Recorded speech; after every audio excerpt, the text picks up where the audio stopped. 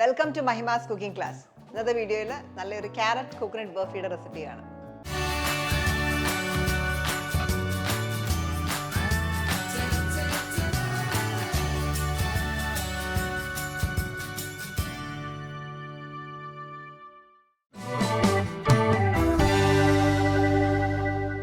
Carrot coconut barfi അല്ലെങ്കിൽ carrot മിഠായി എന്ന് ഞങ്ങൾ പറയാറുണ്ട്.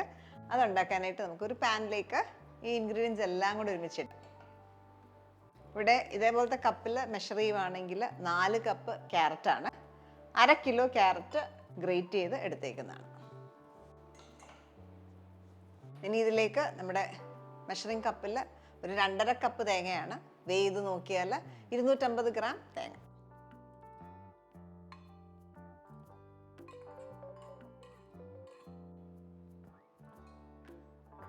അതേപോലെ തന്നെ 2.5 കപ്പ് പഞ്ചസാര, ഏകദേശം ഒരു 500 ഗ്രാംസ് ഷുഗർ ഉണ്ട്.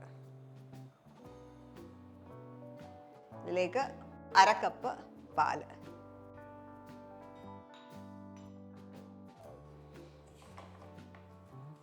ഓണാക്കുന്നതിന് മുമ്പ് നന്നായിട്ടൊന്ന് മിക്സ് ചെയ്യുക.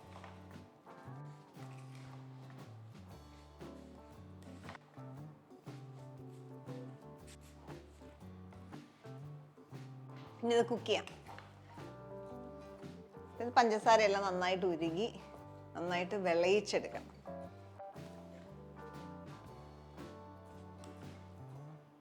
അപ്പൊ നമ്മൾ ഈ പാലൊഴിക്കുന്നത് പഞ്ചസാര ഒന്ന് ഉരുകാനും മാത്രമാണ്.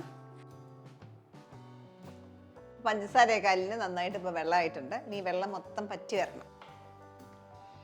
ഇപ്പോൾ ഒരു 10 മിനിറ്റോളം സമയമെടുത്തു. ഓൾമോസ്റ്റ് പറ്റി. ഇപ്പം കുറച്ചും കൂടെ ഉണ്ട്. ഇത് പറ്റി സൈഡിൽ നിന്ന് വിട്ടു വരുന്നൊരു സ്റ്റേജ് വരും. അത് നമ്മൾ നോക്കുന്നത്. ഇപ്പം ഏകദേശം ഇതിനകത്ത് കിടക്കുന്ന പഞ്ചസാര ഏകദേശം ഒരു നൂൽ പരുവം കഴിയണം. അത് നമ്മൾ നോക്കുന്നത്. എന്നാലേ നമുക്ക് മുറിക്കാൻ പറ്റത്തുള്ളൂ. ഒരു നൂലായെന്ന് ഇടയ്ക്കിടയ്ക്ക് ചെക്ക് ചെയ്യുക. കുറച്ചുകൂടെ ഉണ്ട്, ഒരു നൂലായിട്ടില്ല.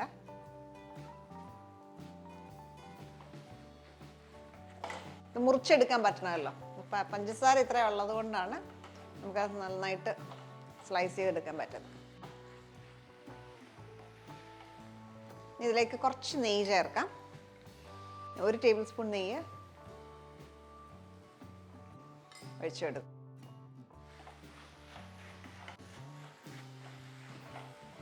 അപ്പോൾ ഈ ക്യാരറ്റ് സ്വീറ്റ് അല്ലെങ്കിൽ ക്യാരറ്റ് മിഠായി അല്ലെങ്കിൽ ക്യാരറ്റ് ബർഫി, ഇതിൻ്റെ കറക്റ്റ് പരുവെന്ന് പറഞ്ഞാൽ നമ്മൾ ഉണ്ടാക്കി നെക്സ്റ്റ് ഒക്കെ ആകുമ്പോഴത്തേക്ക് ഇതിൻ്റെ മേലെ നല്ലൊരു ക്രസ്റ്റ് ഫോം ചെയ്യും.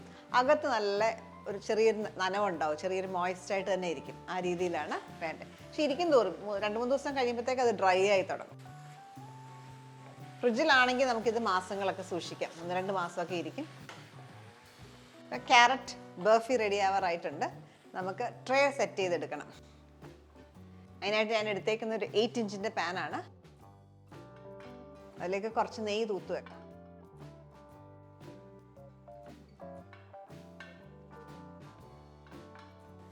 അപ്പം ഇതായിട്ടുണ്ട്.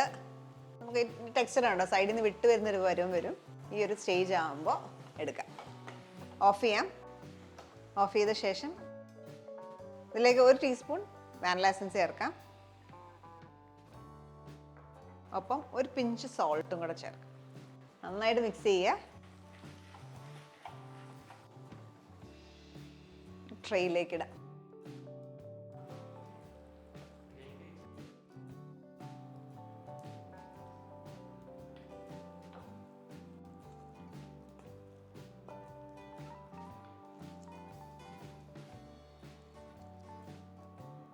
നന്നായിട്ട് പ്രസ് ചെയ്ത് കൊടുക്കുക.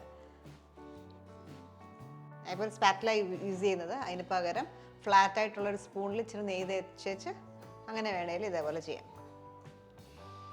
അപ്പം നന്നായിട്ട് പ്രസ് ചെയ്ത് വേണം ചെയ്യാനായിട്ട്. അപ്പോൾ നമ്മൾ മുറിക്കുമ്പോൾ നല്ല നീറ്റായിട്ട് സ്ലൈസസ് കിട്ടും. ഇപ്പോൾ ഈ ട്രെയിനിൽ ഇട്ട് വെച്ചിട്ട് ഒരു 10 മിനിറ്റോളമായി. നമുക്ക് തൊടാവുന്നൊരു ചൂടേ ഉള്ളൂ. ഈ സമയത്ത് നമുക്ക് ഏത് രീതിയിൽ നമ്മൾ കട്ട് ചെയ്യുന്നത് അതൊന്ന് അരിഞ്ഞു വെക്കണം. ഇത് ഡയമണ്ട് ഷേപ്പിലോ സ്ക്വയർ ആയിട്ടൊക്കെ കട്ട് ചെയ്യാം. വൺസ് സെറ്റായി കഴിഞ്ഞാൽ അല്ലെങ്കിൽ മുറിക്കാൻ പ്രയാസം വരും. അതുകൊണ്ട് ഈ സമയത്ത് ചെറിയ ചൂടുള്ളപ്പോൾ തന്നെ ചെയ്തു വെക്കണം.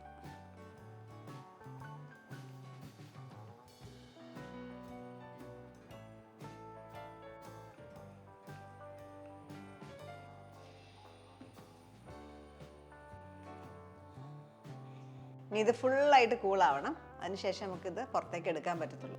അല്ലെങ്കിൽ ഈ സമയത്ത് എടുക്കുവാണെങ്കിൽ ഇത് പൊടിഞ്ഞു. അപ്പം അതുവരെ ഫുൾ കൂളാകുന്നവരെ വെയിറ്റ് ചെയ്യാം.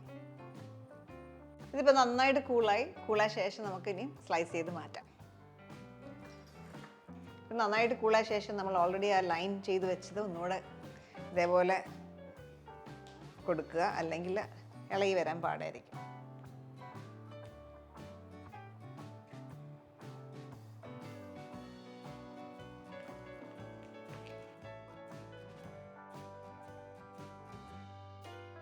ഇതിൻ്റെ ടെക്സ്ചർ എന്ന് പറഞ്ഞാൽ മേലെ ഒരു ക്രസ്റ്റ് ഫോം ചെയ്യും. നാളെയൊക്കെ ആകുമ്പോഴത്തേക്ക് നല്ല ക്രസ്റ്റ് ഫോം ചെയ്യും. അകം നല്ല ഇച്ചിരി ഒരു മോയ്സ്റ്റ് ആയിരിക്കും. ഈ ഒരു ടെക്സ്ചറിൽ കിട്ടും.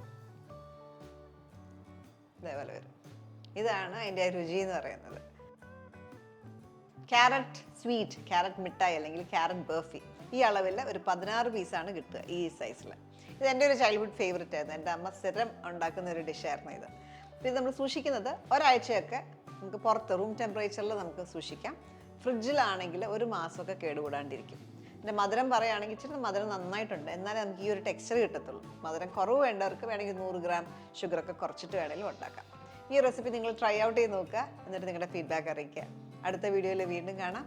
Thank you for watching Mahima's cooking class.